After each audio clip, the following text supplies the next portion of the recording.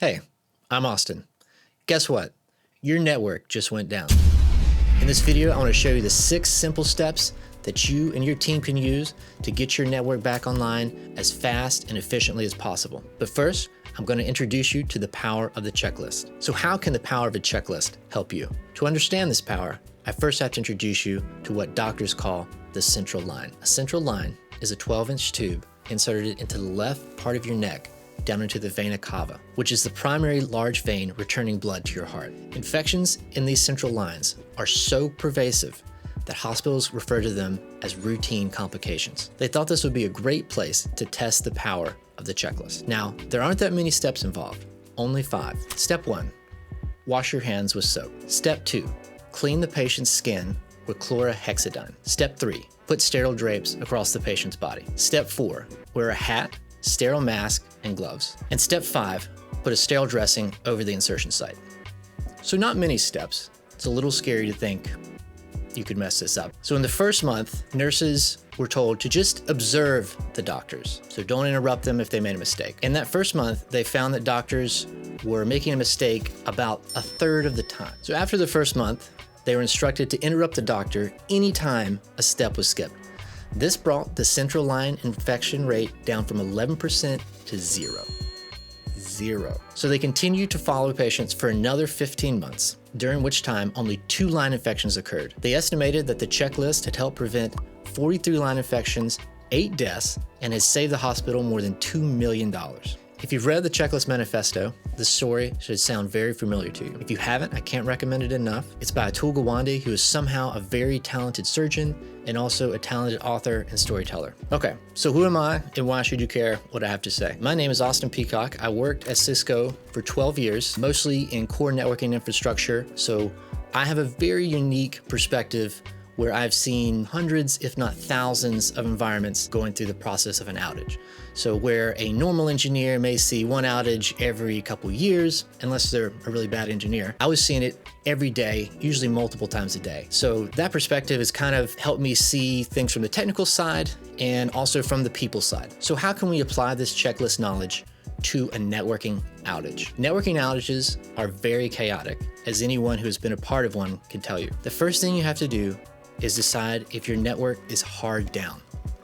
If it's hard down, there's nothing that TAC or anyone can do to help get your network back up until they can get on the command line and troubleshoot. So if you're hard down, you've got to get into your network and get things back up. So how do you do that? Do you know right now how you would get into your network? Do you know what cable you would need to plug in? What baud rate? What engineer can even get you on the command line? Do you have the admin password? All of this stuff needs to be figured out well ahead of time, not at 3 o'clock in the morning. I've seen customers spend 3 hours trying to get us just on the command line to start troubleshooting. Don't be that customer. So for example, Tom, West Building, floor 4, rack 2, second switch from the top. There's an orange cable coming out of the back that you can plug into your laptop. It needs to be that specific because in the chaos of the outage, it's just really hard to figure this stuff out. So if you're not hard down, what should you check for? Changes. What changes happen? Do you know where to look at your audit logs? Do you have a single source of truth? You need to be able to see all the changes that were made in the last 24 hours.